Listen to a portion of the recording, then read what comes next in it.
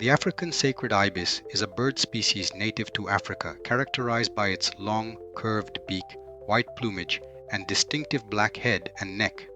The sacred ibis breeds in sub-Saharan Africa and southeastern Iraq. It was formerly found in North Africa, including Egypt, where it was commonly venerated and mummified as a votive offering to the god Thoth. For many centuries until the Roman period, the main temples buried a few dozen of thousands of birds a year, and to sustain sufficient numbers for the demand for sacrifices by pilgrims from all over Egypt, it was for some time believed that ibis breeding farms existed.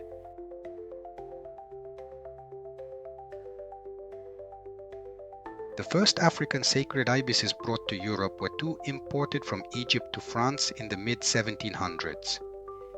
In the 1800s, the first escapes were sighted in Europe, in Austria and Italy. In the 1970s, it became fashionable for many zoos in Europe and elsewhere to keep their birds in free-flying colonies, which were allowed to forage in the area but would return to roost in the zoo every day. As such, feral populations were established in Italy, France, Spain, Portugal, and the Netherlands.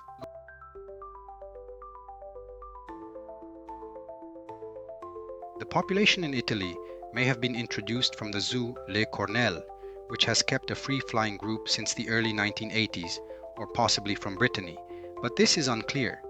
The first pair was seen breeding in the nearby heronry at Oldenico in a regional park near Novara, Italy in 1989. By 2014, reports of individuals and small flocks were recorded in various areas from the Po Valley down to Tuscany.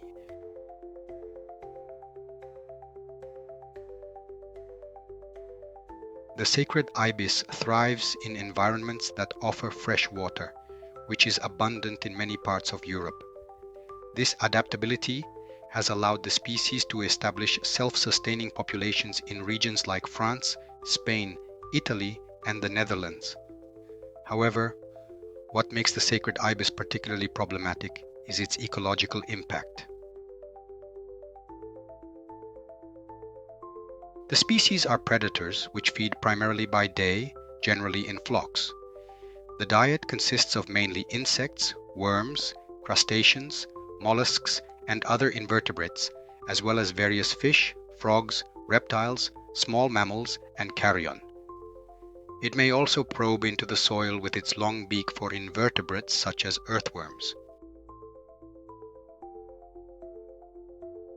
The ibis's impact on native species is not just about competition for food.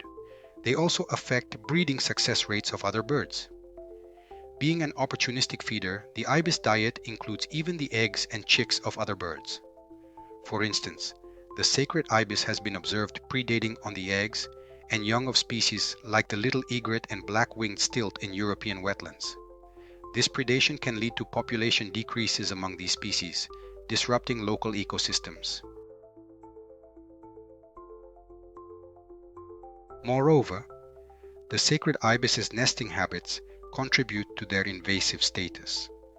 They nest in large colonies, often taking over areas where native birds would nest, thereby directly displacing them. The noise, mess, and sheer number of birds in these colonies can also disturb human habitats, leading to conflicts where the birds are seen not just as an ecological threat, but also as a social nuisance. In response to these issues, several European countries have implemented control measures. These range from culling programs to capture and relocation efforts aimed at reducing the population of sacred ibises. The debate around these measures is complex, involving ethical considerations about the control of animal populations, the impact on native species, and the rights of species introduced by human actions. The story of the African sacred ibis in Europe underlines the importance of considering the broader ecological impacts before introducing non-native species, even in controlled environments like zoos.